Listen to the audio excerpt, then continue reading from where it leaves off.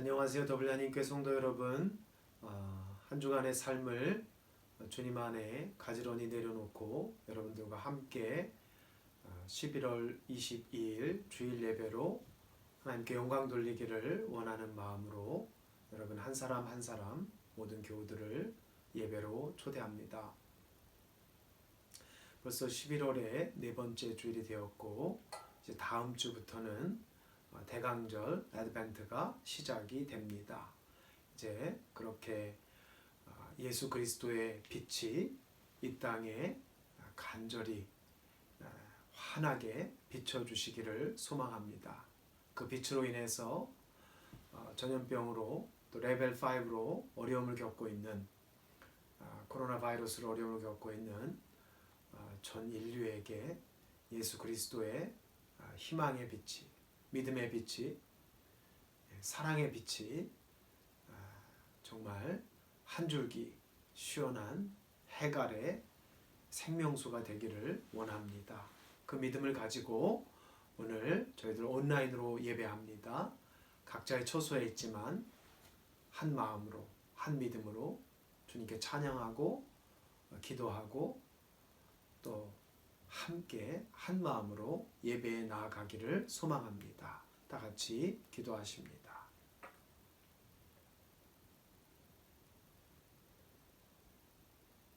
감사함으로 그의 문에 들어가며 찬송함으로 그의 궁정에 들어가서 그에게 감사하며 그의 이름을 송축할지어다. 여호와는 선하시니 그의 인자하심이 영원하고 그의 성실하심이 대대에 이르리로다. 아멘. 사랑과 은혜가 충만하신 하나님 아버지 감사합니다. 기다림의 시간이 길어집니다. 나라는 나라대로 어렵고 외세의 침입으로 이중고의 어려움을 겪던 이스라엘 백성들은 메시아를 기다렸습니다. 기다리고 기다리다 그 기다림이 지칠 법한데도 그들은 포기하지 않고 메시아의 오심을 기다렸습니다. 오늘 팬데믹의 상황에서 우리의 믿음이 그렇습니다. 이제 다음 주면 저희가 대강절 아드벤트, 예수 그리스도의 이 땅에 오심의 그 빛을 소망하는 시간이 됩니다.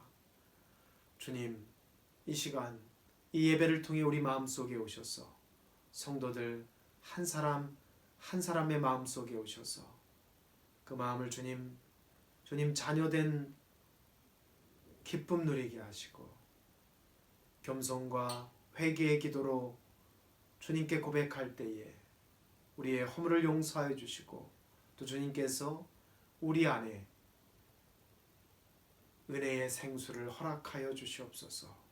그리하여서 이 예배를 통해 억눌린 자가 자유케 되고 상처 입은 자가 치유케 되고 외롭고 지친 자들이 회복과 새로운 위안을 찾는 그런 예배로 주님께서 이끌어 주시옵소서.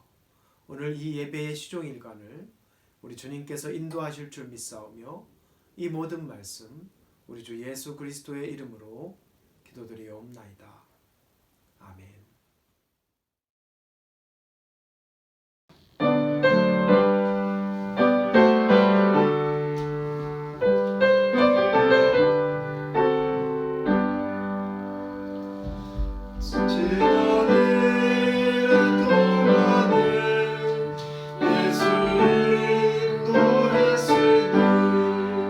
주의 전에 모여서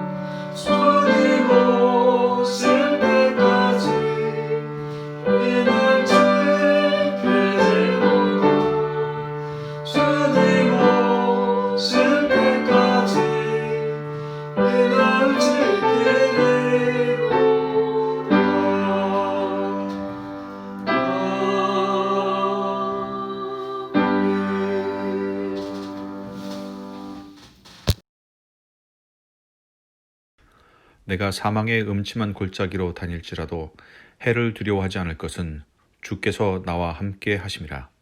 시편 23편 4절 상반절 말씀. 살아계신 하나님, 하나님께서는 다윗의 고백을 통해 우리에게는 해가 전혀 없을 것이라고 하시지 않으셨고 해를 두려워하지 않을 것이라고 말씀하셨습니다.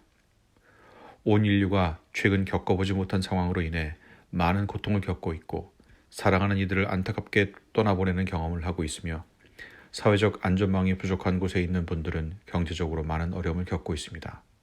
하나님, 그러나 이 사망의 음침한 골짜기를 다니고 있는 당신의 사랑하는 자녀들로 하여금 두려워하지 않게 하여 주시옵소서.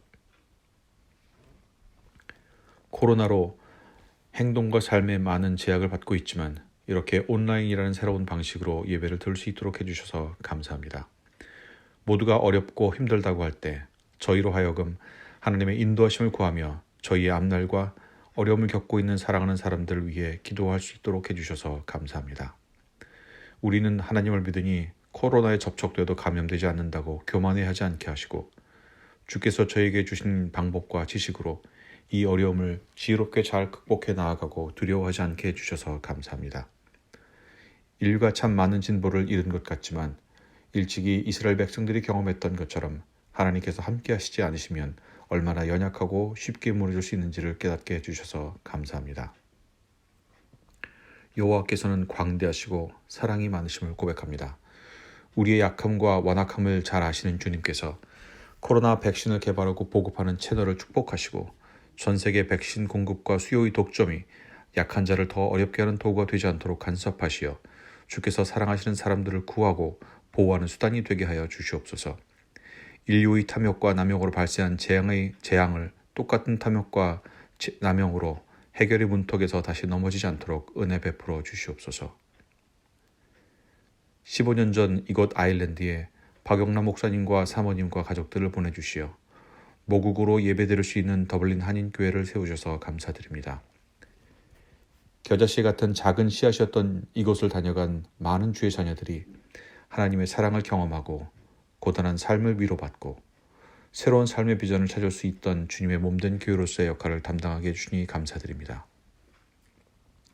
이제 코로나로 인해 전에 경험해보지 못했던 시대를 살고 있지만 우리의 주인 되시고 머리 되신 주님께서 우리 더블린 한인교회에 원하시는 것이 무엇인지 깨닫게 하시고 우리 성도 한 사람 한 사람 붙드시고 이 어두운 터널과 같은 이 시간에 앞으로 하나님께서 인도하실 15년을 준비해 나아가도록 목사님과 역할을 맡은 자들과 모든 성도들에게 성령께서 지혜를 부어 주시옵소서. 주님 안에서 새로움을 입어 교회가 더욱 교회다울 수 있도록 온라인으로나 오프라인으로나 함께 모여 하나님을 만나는 예배의 감격이 있게 하시고 자라나는 세대와 성도들이 믿음이 자랄 수 있도록 말씀의 깊음 가운데로 들어가게 인도해 주시며 자신의 아픔과 기쁨과 삶을 함께 나눌 수 있는 위로와 소통이 있는 사랑의 공동체가 되게 하시고 교회에서뿐만 아니라 아일랜드와 한인 공동체를 겸손하게 섬기며 봉사하는 역할을 감당할 수 있도록 성령께서 인도하여 주시옵소서. 하나님, 저희가 1월 첫째 주부터는 더블린 한인교회가 처음 세워졌을 때부터 코로나로 온라인 예배를 드리기 전까지 예배드리던 아델라이드 교회 건물을 떠나 새로이 센티너리 교회 건물로 이전하게 됩니다. 지금까지 아일랜드 땅에서 나그네였던 우리에게 예배 장소를 기꺼이 나눠주고 한인교회를 따뜻하게 마주해준 아델라이드 교회 샘 모히니 목사님과 성도들을 축복합니다. 저희의 고마운 마음과 아름다운 기억들이 잘 전달될 수 있도록 인도해 주시기를 원합니다. 또한 저희 한인 공동체를 즐거이 초청하고 함께 예배 장소를 사용하도록 초대해 준 센티너리 교회의 앤드류 킹스턴 목사님과 성도들을 축복하시고 이제 새로이 정착하는 저희 교회와 함께 하나님의 나라를 확장하는 귀한 신앙의 동반자가 되도록 인도하여 주시옵소서. 이 모든 과정에 하나님께서 간섭하시고 모든 준비와 절차가 협력하여 선을 이룰 수 있도록 축복하여 주시옵소서. 마지막으로 코비드-19 현장에서 자신의 역할을 감당하고 있는 의료진 그리고 선한 마음으로 돕는 자원봉사자들을 축복합니다. 하나님의 보호하심과 은혜를 베풀어 주시길 기도하며 예수 그리스도의 이름으로 기도합니다. 아멘.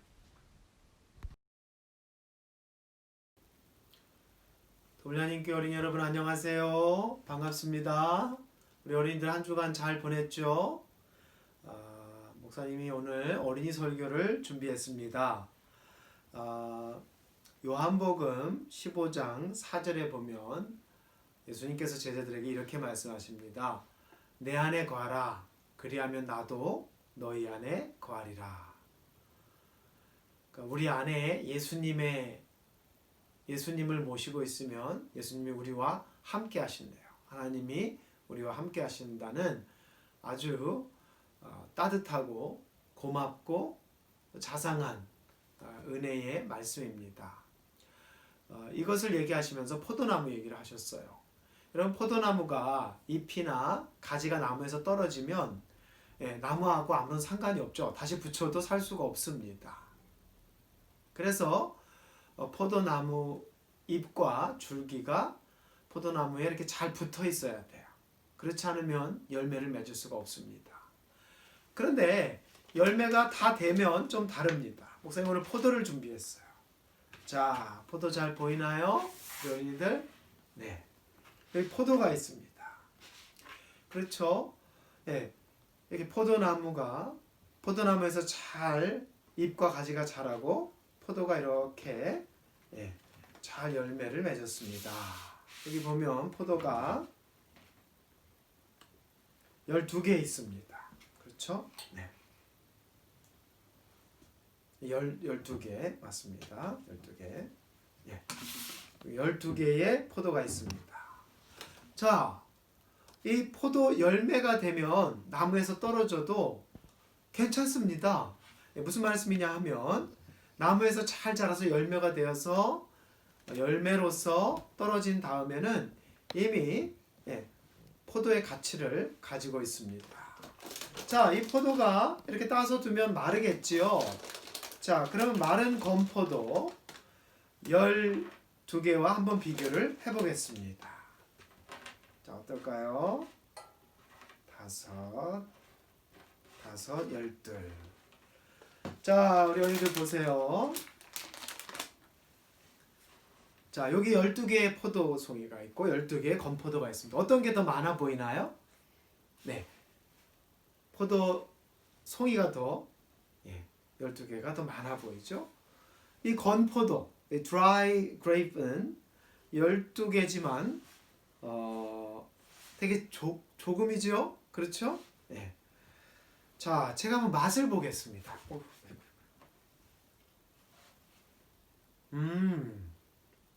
건포도에서도 포도 맛이 납니다. 자, 이번엔 포도를 먹어볼게요.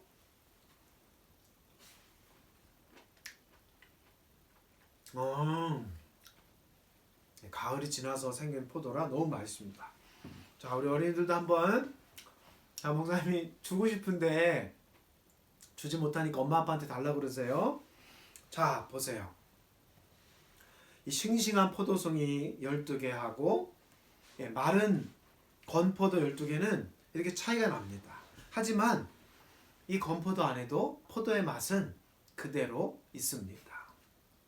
무슨 말이냐면요, 우리가 주님 안에 거하다가 주님 안에 살면서 이렇게 열매를 맺으면 그 열매가 이렇게 지금 싱싱한 포도의 상태이든 그 열매가 이렇게 말라서 씨앗처럼 이게 건포도가 되든 value, 가치는 그대로 있는 것입니다. 이렇게 우리가 상황이 다르고 시간이 다르고 가지고 있는 것이 남들이 볼 때 이게 많이 보이고 이게 적어 보이는 것 같지만 하나님께서 보실 때는 여러분과 우리 한 사람 한 사람의 value, 가치는 다 소중하고 여전히 포도라는 가치는 양쪽 포도에 모두 들어가 있습니다. 자, 그래서 더블유 한인교회 우리 어린이들이 이것을 꼭 기억했으면 좋겠어요. 싱싱한 포도 열매나 건포도나 포도의 가치는 변함이 없습니다. 더블유 한인교회 어린이도 있고 아기도 있고 어른도 있고 할머니 할아버지도 있고 젊은이들도 있습니다. 그렇죠? 네.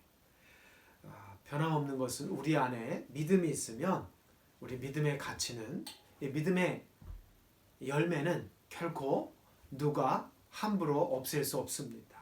우리 안에 믿음은 영원히 간직할 수 있고 그 믿음이 있는 한 우리가 건포도처럼 포도 맛을 낼 수 있고 싱싱한 포도처럼 포도송이처럼 포도의 맛을 낼 수가 있습니다. 우리 안에 믿음에 있으면 그렇게 우리의 삶 속에서 예수님의 향기와 예수님의 열매가 세상을 아름답게 만들 수 있습니다. 자, 우리 어린이들 잘 기억하고요. 어디에 거하라고요? 주님 안에 거하라. 그리하면 주님이 우리 안에 함께 해주신다고 약속해 주셨습니다. 이 말씀 기억하고 한 주간 동안 우리의 삶 속에서 하나님의 향기가 드러나는 그런 우리 더블유하나님께 어린이들이 다 되기를 기도할게요. 고맙습니다. 다음 주에 만나요. 오늘 주시는 말씀은 에스겔 34장 10절에서 16절까지입니다. 주 여호와께서 이같이 말씀하시되 내가 목자들을 대적하여 내 양떼를 그들의 손에서 찾으리니 목자들이 양을 먹이지 못할 뿐 아니라 그들이 다시는 자기도 먹이지 못할지라. 내가 내 양을 그들의 입에서 건져내어서 다시는 그 먹이가 되지 아니하게 하리라. 주 여호와께서 이같이 말씀하셨느니라. 나 곧 내가 내 양을 찾고 찾되 목자가 양 가운데에 있는 날에 양이 흩어졌으면 그 때를 찾는 것 같이 내가 내 양을 찾아서 흐리고 캄캄한 날에 그 흩어진 모든 곳에서 그것들을 건져낼지라. 내가 그것들을 만민 가운데에서 끌어내며 여러 백성 가운데에서 모아 그 본토로 데리고 가서 이스라엘 산 위에와 시냇가에와 그 땅 모든 거주지에서 먹이되 좋은 꼴을 먹이고 그 우리를 이스라엘 높은 산에 두리니 그것들이 그곳에 있는 좋은 우리에 누워 있으며 이스라엘 산에서 살진 꼴을 먹으리라. 내가 친히 내 양의 목자가 되어 그것들을 누워 있게 할지라. 주 여호와의 말씀이니라. 그 잃어버린 자를 내가 찾으며 쫓기는 자를 내가 돌아오게 하며 상한 자를 내가 싸매주며 병든 자를 내가 강하게 하려니와 살진 자와 강한 자는 내가 없애고 정의대로 그것들을 먹이리라. 아멘.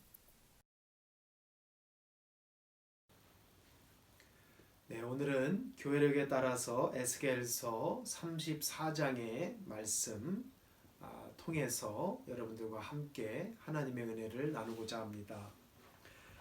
오늘 본문은 교회력에 따르면 34장 10절부터 16절까지입니다. 그런데 또 1절부터 9절까지 말씀을 함께 꼭 읽어야 되는, 읽으면 훨씬 더 이해가 잘 되고 잘 우리가 조금 더 본문의 전체적인 맥락을 잘 파악해서 이 에스겔이라고 하는 특별한 선지자를 통해서 하나님께서 주시는 아주 소중한 메시지를 발견하게 됩니다. 에스겔 선지자는 다니엘 선지자와 더불어서 이 두 선지자의 특징이 있습니다. 바로 그것은 뭐냐 하면 포로된 시기에, 물론 이제 다른 선지자들도 포로기에 활동을 하고 남유다 사람인데 북이스라엘에서 활동도 하고요. 북이스라엘 출신인데 남유다에서 활동하기도 합니다. 근데 이제 전반적으로 꽤 오랜 시간을 이제 바벨론 포로, 그러니까 다른 나라의 포로로 잡혀서 바벨론의 그 니프루라고 하는 근처에 그바알 강가에 가서 이스라엘 백성들이 살았지요. 그곳에서 활동했던 선지자가 바로 에스겔입니다. 즉 우리는 에스겔과 다니엘서를 통해서 오히려 밖에서 이스라엘을 보면 몇 가지 아주 중요한 포인트들을 우리가 발견할 수 있습니다. 마치 우리가 한국을 떠나서 유럽에서 와서 보면 한국의 다른 나라와 비교되는 특징들을 한국에 있을 때보다 조금 더 쉽게 발견하고 느끼고 경험할 수 있는 것과 매우 흡사하다라고 할 수 있겠습니다. 그래서 에스겔서와 다니엘서는 다른 선지서도 물론 중요하지만 그런 맥락에서 상당히 우리에게 시사하는 것이 많은 그런 성경이라고 할 수 있습니다. 먼저 에스겔이라고 하는 그 이름의 뜻은요, 하나님의 능력이라는 히브리식 이름에 근거를 합니다. 그러니까 사실은 에스겔이라고 하는 사람은 어떻게 보면 이 이름의 의미를 보면 에스겔 자체는 중요하지 않습니다. 오히려 그 이름이 담고 있는 그 뜻 자체를 나타내는 그런 선지자가 바로 에스겔이라고 할 수 있겠습니다.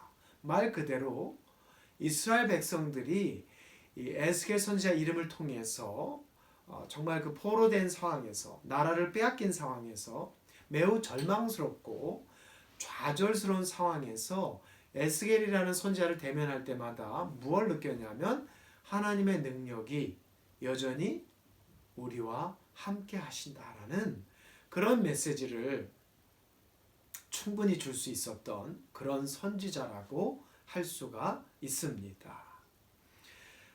사실은 에스겔은 상당한 당시의 다른 선지자들에 비해서는 매우 부유한 집안 출신이었고요. 또 당시에 사독 가문의 후손으로서 상당한 선지자로서의 율법적인 교육을 아주 잘 받았던 그런 인물이라고 할 수가 있겠습니다. 그리고 그가 활동했던 것도 사실 그 바벨론 포로가 되기 전까지, 나라가 빼앗기기 전까지는 예루살렘 도성 근처에 머물러 있었던 그러한 선지자였습니다.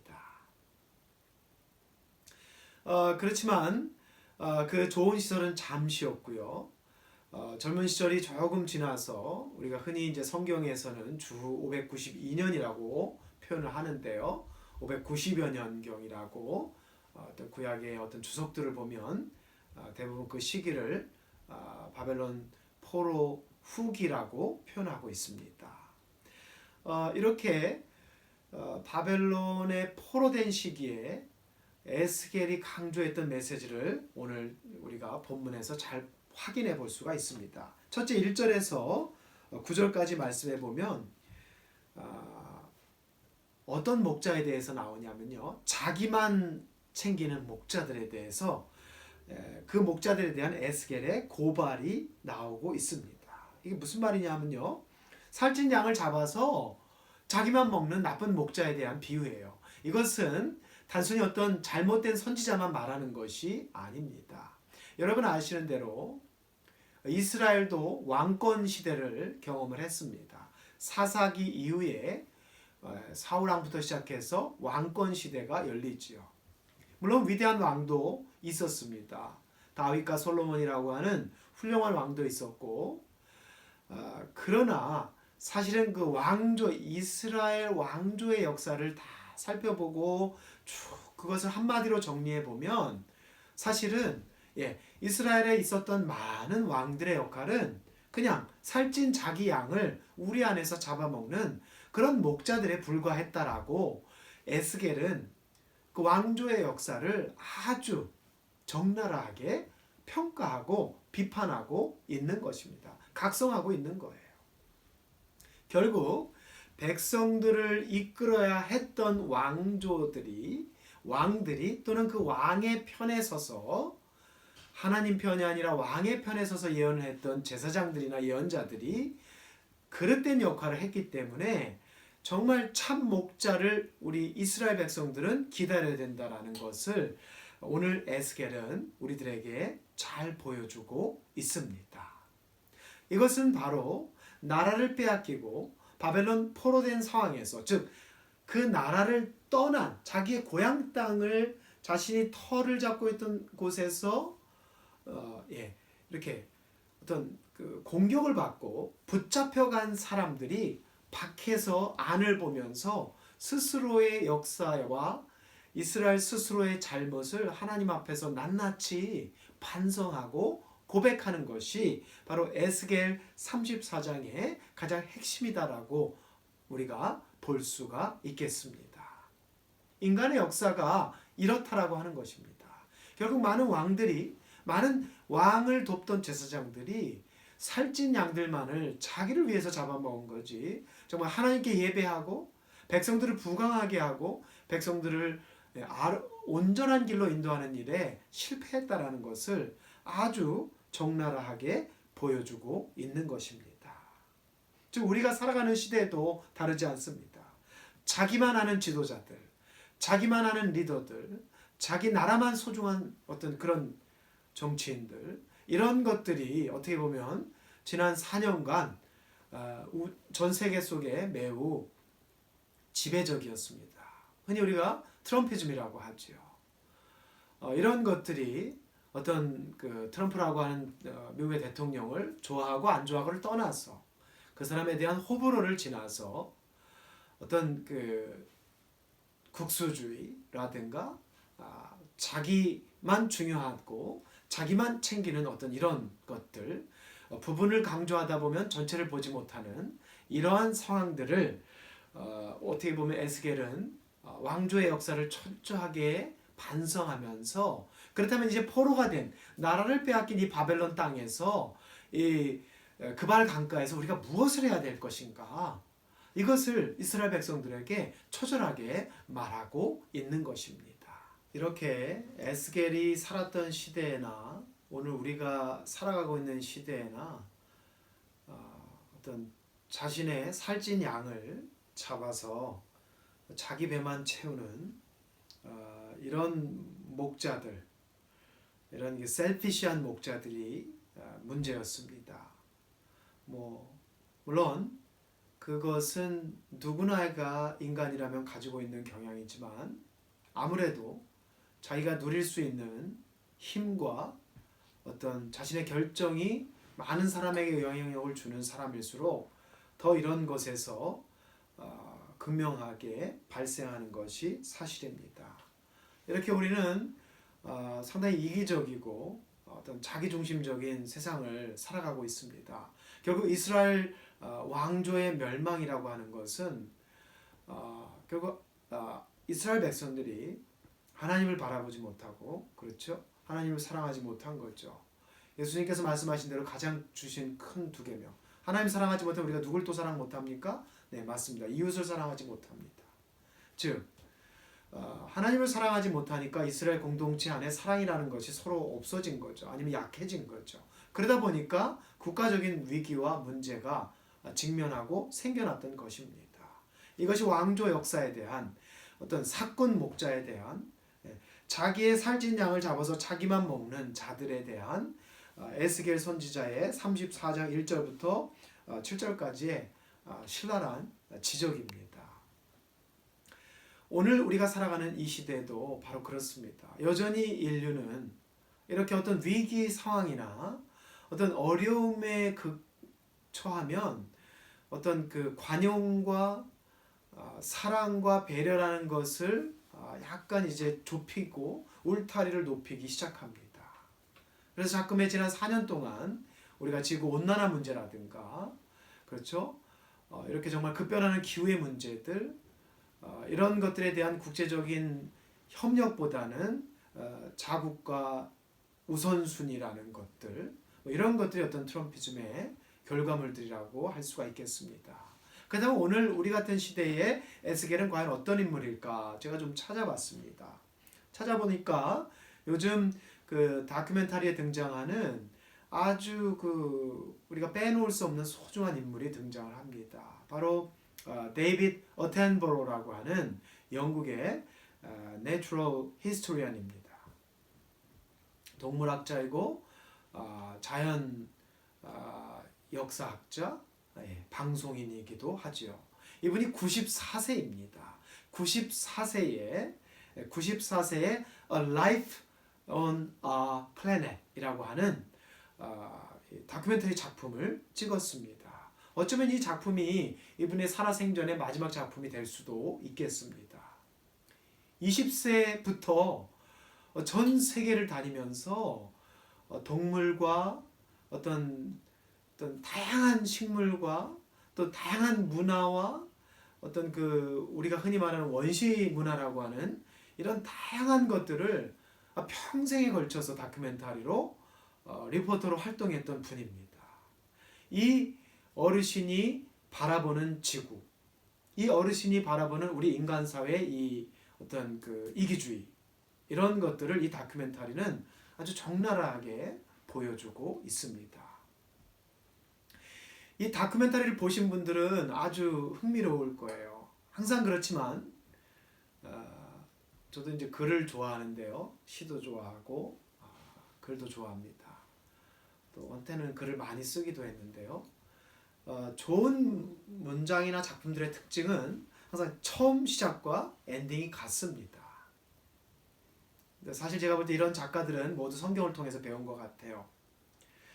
이 데이비드 어텐버로가 찍은 작품도 마찬가지입니다. 94세에 이 정말 동물학자이고 자연학자이고 리포터이고 평생 어떤 이런 다큐멘터리 생물 동물을 찍었던 이 분이 지구온난화 문제와 지구가 지금 파괴되고 있는 이것에 대한 경각심을 주기 위해서 또 어떤 희망의 메시지를 주기 위해서 찾아간 장소가 바로 체르노빌이었습니다. 거기 그 사람들이 갑자기 수백만 명이 그 도시를 떠나죠. 그 어떤 그 원자로 사고에 의해서 떠납니다. 그러니까 그냥 그대로 남아 있어요. 밥 먹다가 이렇게 그릇, 아이들 숙제하던 게 그냥 남아 있어요. 그것이 지금 그 마을을 떠나서 그 수백만 명이 지금 그곳에 돌아오지 못합니다. 폐허가 됐죠. 엄마들이 밥을 하던 그릇이 그대로 있고요. 아이들이 책을 읽으면 숙제하던 것이 그대로 있고 벽에 그쳐놨던 아이들의 그 그림들이 교실, 아파트에 그대로 남아 있습니다. 그 장소를 체크하면서 이 데이비드 어텐버로가 그런 얘기를 합니다. 이렇게 인간의 이기주의에 의해서 이렇게 한 마을이, 한 도시가 갑작스럽게 증발해버린 거죠. 근데 놀라운 것은 이 노학자가 거기서 희망을 발견합니다. 그 버려진 곳에서 나무들이 자라고요. 그 버려진 곳에서 식물들이 자라요. 그 자연의 치유력을 거기서 바라봅니다. 그러면서 이 방송인이 우리에게 말합니다. 난 이 얘기 안 하고 그냥 좋은 어른으로 나도 살다가 죽고 싶은데 내가 이 얘기를 후세대들에게 해주지 않으면 내 양심상 내가 평생 일해온 것에 그 양심상 내가 이 얘기를 안 할 수가 없다라는 이야기를 합니다. 이분이 20세에 전 세계를 다닐 때만 해도 어떤 그 원시림이나 숲이나 이런 것들이 지구를 65%, 7% 이상, 거의 75% 가까이 덮고 있었다고 합니다. 이분이 최근에 마지막 리포터 활동을 할 때 이미 지구는 현재요 한 30-40% 정도의 숲밖에 남아있지 않습니다. 원시림들이 남아있지 않습니다. 인간의 손을 타지 않은 곳, 바로 그것이지요. 원시림들이 지구의 허파가 사라지고 있다라고 하는 것입니다. 이런 심각한 문제를 정말 예언자적으로 이 작품을 통해서 우리에게 말해주고 있습니다. 우리가 조금 더 지혜롭게, 조금 더 하나님을 사랑하고 인간을 사랑하면, 왜냐하면 하나님 사랑한다는 건 우리가 인간을 사랑하는 것이기 때문에 이기주의를 극복할 수가 있겠죠. 바로 에스겔서의 메시지가 그런 포인트입니다. 하나님에 대한 사랑을 잃어버린 이스라엘 백성들은 어떤 그릇된 지도자들과 그릇된 욕망들의 투영들이 역사 속에 반복되면서 이스라엘 백성들의 흥망성쇠가 있었던 것입니다. 결국 3절이죠. 34절 너희가 살찐 양을 잡아 그 기름을 먹으며 그 털을 입되 양떼는 먹이지 아니하는도다. 양떼를 먹이지 아니하는 이런 문제들이 이스라엘 역사 속에 있었다라고 하는 것입니다. 이제 그발 강가에서 나라를 빼앗긴 선지자는 말합니다. 우리가 어디서부터 시작해야 될지, 어디서부터 하나님께서 우리를 치유해 나가실지, 그것은 바로 우리가 돌아오라는 것이죠. 이제 새로운 목자가 우리에게 오실 거다라는 것이죠. 그 약속을 우리가 붙잡아야 된다라고 하는 것입니다. 그대로 주저앉고 말 수 없는 거죠. 그냥 두면 어쩔 수 없습니다. 지구는 더 망가지게 되어 있습니다. 이스라엘 백성은 더 망가지게 될 수밖에 없습니다. 아니 어쩌면 이 포로기의 끝이 보이지 않고 나라의 존립 자체가 없어질 수도 있다라고 하는 이런 문제의식에서 에스겔은 이스라엘 백성들을 바라보고 그들의 부족한 점을 통렬하게 지적하면서 그들이 새롭게 봐야 할 방향을 가르쳐주고 있는 것입니다. 이렇게 그릇된 목자들에게서 당신의 흩어진 양떼를 찾으시기 원하시는 것이 오늘 에스겔을 통한 하나님의 분명한 메시지입니다. 주님께서 양떼를 찾아서 친히 오신다는 말씀이지요. 11절 12절에 보면 그 하나님께서 우리를 찾으시는 그 찾음에 대해서 아주 구체적으로 나오고 있습니다. 한번 보실까요? 11절에 보면 이렇게 성경은 말합니다. 주 여호와께서 이같이 말씀하셨느니라 나 곧 내가 내 양을 찾고 찾되 두 번 반복되고 있습니다. 동사가. 그 다음에 12절 또 이렇게 말합니다. 양이 흩어졌으면 그때를 찾는 것 같이 내가 내 양을 찾아서 흐리고 캄캄한 날에 그 흩어진 모든 곳에서 그들을 건져내리라. 거기서 끝이 아닙니다. 그리고 그것들을 다시 13절에 보면 그 본토로 데리고 가서 모아서 본토로 데리고 가서 이스라엘 산 위와 시냇가에 그곳으로 다시 인도해 주신다라고 말씀하셨습니다. 그리고 거기서 마침내 새로운 꼴을 먹으리라. 그리고 이제 양들이 15절에 보면 배부르면 어떻게 하죠? 양들이요? 눕죠. 제가 예전에도 한번 말씀드렸죠. 그 실제로 양을 치는 사람이 크리스찬으로서 쓴 그 시편 23편 묵상 책에서 말씀드렸죠. 네. 양은 세 가지가 다 적합해야만 눕습니다. 배가 불어야 되고, 겁이 없어야 되고, 충분히 옆에 있는 양들이 성가시게 안 해야만 양은 그 자리에 비로소 눕습니다. 그렇죠. 15절에 보면 내가 친히 내 양의 목자가 되어 그것들을 누워있게 할지라 나 여호와의 말씀이라. 이것이 오늘 바로 대강절 크리스마스에 앞서서 새로운 목자를 독생자 예수 그리스도를 통해 목자를 보내주시라고 하는 하나님의 놀라운 말씀이고요. 이 말씀은 이사야와 미가서와 그 맥락을 같이 하고 있는 것입니다. 그래서 누가복음 말씀이죠. 누가복음 19장 10절에 보면 인자가 온 것은 잃어버린 자를 찾아 구원하려 함이라. 이것이 바로 구약 성경을 통해서 본 예수 그리스도의 이 땅에서의 사명과 공생애의 분명한 메시지를 오늘 본문은 누가복음 본문은 우리에게 말해주고 있습니다. 또 마가복음 10장 45절도 마찬가지입니다. 인자가 온 것은 섬김을 받으려 함이 아니라 도리어 섬기려 하고 자기 목숨을 많은 사람의 대속물로 주려 함이라. 그렇죠. 목자가 흩어진 양떼를 찾으려면 목숨을 걸어야 됩니다. 어느 곳에 있는지 알 수가 없습니다. 이 땅 저 땅에 흩어져 있는 이스라엘 백성들을 불러 모으고 그들을 찾아서 고향 본토로 데리고 와서 거기서 비로소 영의 양식을 제대로 된 꼴을 먹이리라고 하는 이 말씀이 이렇게 메시아의 오심, 예수 그리스도의 사역에 예수 그리스도의 공생에 그 방향을 결정해주고 있다라고 하는 것입니다. 이것이 오늘 우리가 에스겔서를 통해서 분명히 바라보고 발견해야 될 소중한 메시지입니다. 이제 그릇된 것들은 예수 그리스도와 함께 설 수 없습니다. 우리는 두 왕을 섬길 수가 없는 것이죠.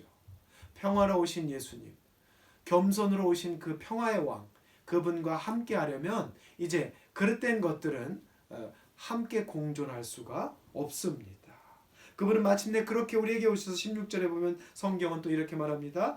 그 잃어버린 자를 내가 찾으며 쫓기는 자들을 내가 돌아오게 하며 상한 자를 싸매주며 병든 자를 강하게 하시는 그분께서는 또 살찐 자와 강한 자는 내가 없애고 정의를 바로 세우리라고 하신 이 에스겔 선지자의 말씀은 말 그대로 강력한 하나님의 통치요, 하나님의 능력이요, 하나님의 함께하심, 찾아오시는 놀라운 메시지입니다. 이것이 오늘 우리가 이런 이기적인 사회 속에서 인간만 번성하고 다른 생물들은 다 위험에 빠지고 이런 이기적이고 셀피시한 사회 속에서 우리에게 경종을 울리는 하나님의 말씀이 됩니다. 매우 최근에 들어서 이 에스겔과 같은 선지자들의 행동 양식이나 그 특별한 그 기행이라 그러죠. 특별한 행동들을 너무 그 사이콜로지컬한 방향으로 해석하려는 경향들을 많이 나타나고 있는데요. 우리가 매우 조심해야 될 부분 중에 하나라고 할 수가 있습니다. 어떤 이런 행동심리학이나 인지학으로서 이런 선지자들의 행동을 바라보면 우리가 모든 것을 어떤 병리적인 현상으로서 자꾸 해결하려고 하는 넌센스가 그런 방향, 넌센스로 나아갈 수 있습니다. 그런 방향으로 나가면서 성경 해석에서 길을 잃는 사람들이 많이 있고요. 또 그런 방향을 많이 노출하고 있기 때문에 에스겔서를 좀 소홀히 하는 사람들도 근데는 많이 있습니다. 그렇지만 이제 그런 대표적인 에스겔의 기행들 때문에 사람들이 에스겔서의 어떤 그 전체적인 중요한 메시지를 놓치는 경우가 많이 있습니다. 에스겔서 4장 4절에 보면 에스겔은 좀 웃기죠. 웃기긴 웃겨요. 어떤 표현들에 의하면 우편 이렇게 오른쪽으로 누워서 40일을 꼼짝없이 보내는 이런 기행을 하기도 합니다.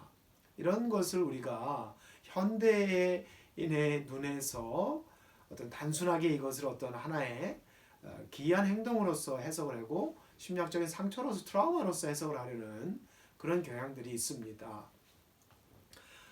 그렇지만 에스겔서나 선지서들이 우리들에게 던져주는 메시지는 어떤 선지자들의 자기 드러냄이 아닙니다. 선지자들은 오히려 자기의 어떤 그런 기행들이나 자신들의 그런 연약한 상처를 통해서 자신들은 철저히 감추고요, 사라지고요, 하나님의 말씀만이 자기에게 임한, 자기가 선포해야 되는 하나님의 말씀만이 분명하게 전달되기를 매우 소중하게 여겼던 사람들이라고 할 수가 있겠습니다.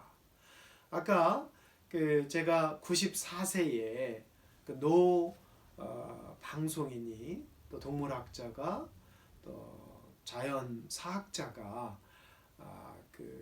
이제 우리 지구의 어떤 그 정말 획기적인 인식의 변환이 없으면 안 된다라고 하는 것을 강조하면서 이제 마지막 장면도 역시 그 체르노빌에 그 사람들이 다 버리고 간 그 폐허에서 시작을 합니다. 사람들이 도망갈 때는 나무가 많지 않았던 그 아파트 숲길을 빠져나오는데요. 그 아파트 버려진 아파트 사이에 나무들이 무성해서 풀이 이렇게 자라서 그 나무로 양쪽 나무가 이렇게 우거졌습니다. 그 사이로 94세의 이 노 방송인이 걸어서 이제 이렇게 엔딩 장면이 걸어가는 장면으로 끝이 납니다. 어떻게 보면 인간이 빠져나간 자리에 어떤 하나님께서 자연의 치유력, 생명력을 통해서 버려진 땅을 치유하시는 장면. 그것이 저는 그 에스겔 선지자가 바로 오늘 우리에게 주는 메시지가 아닌가 바라봅니다. 디도서 3장 5절에 보면 이런 구절이 있습니다. 하나님께서 우리를 구원하시되 우리가 행한 바 의로운 행위로 말미암지 아니하시고 우리가 의로워서 의롭게 행동해서가 아니라 오직 그의 긍휼하심을 따라 성령을 중생의 씻음과 성령의 새롭게 하심으로 우리를 구원하셨나니 이런 구절이 등장하고 있습니다. 이것이 오늘날 우리가 회복해야 될 하나님의 말씀입니다. 우리가 잘나고 우리가 행한 것이 있어서 하나님이 우리를 구원하신다라고 성경은 말하고 있지 않습니다. 우리를 전적으로 사랑하시고 우리를 이제 흩어진 우리를 본토 이스라엘로 불러주셔서 회복시켜 주시고 새로운 양식을 주시고 그것에 눕게 하시는 한순간도 우리의 욕심을 채우기 위해서 멈추지 않는 그 어리석은 양과 같은 우리를 마침내 평안하게 마침내 스스로 눕게 해주시는 그 하나님을 향해 돌아오라고 하는 것이 에스겔 선지자의 가장 중요한 메시지였습니다. 이 겨울 크리스마스를 맞이해서 올해는 코비드-19 때문에 많은 사람들이 고향에 돌아오지 못한다고 벌써 안타까워합니다. 고향에 1년에 한 번 돌아오지 못하는 것은 안타까워하면서 정말 창조주인 하나님께 구원자이신 예수님께 돌아오지 못하는 우리들, 이 크리스마스에 이 겨울에 정말 우리가 그 참된 목자에게로 돌아올 수 있는 그런 믿음의 결단을 내리시는 더블하나님교회 성도들이 되시기를 주님의 이름으로 부탁을 드립니다. 기도하시겠습니다. 그릇된 왕들을 패하시고 그릇된 목자들을 패하시고 자기들만 살찐 양을 잡아먹고 양들에겐 정작 먹을 것도 제대로 공급하지 못하는 안타까운 세상을 책망하시며 참목자로 오시는 주님께서 우리를 구원하시고 다친 양을 치유해 주시고 아픈 양을 살펴주시며 배고픈 양을 먹이시고 흩어진 양을 본토로 불러 모아 주셔서 다시 본토에 회복시켜 주셔서 그것에서 평화로이 새로운 영의 꼴을 영의 양식을 먹을 수 있게 해주신다고 약속하신 이 에스겔의 말씀이 오늘 코로나 상황을 살아가는 우리에게 힘과 은혜가 되기를 소망합니다. 흔들리는 세상 속에서 흔들리지 않는 주님, 참목자를 기억하는 저희들이 되게 하여 주시옵소서. 이 겨울 우리가 돌아가야 될 곳은 어디입니까? 이 겨울 우리가 돌아가야 될 곳은 바로 참된 목자 주님의 품임을 기억하고 회복하게 하여 주시옵소서. 예수님의 이름으로 기도드리옵나이다. 아멘.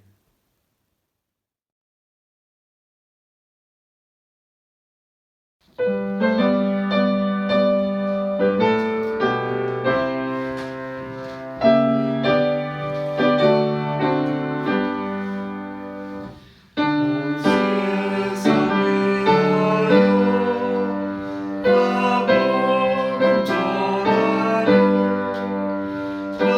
세상 모두 너와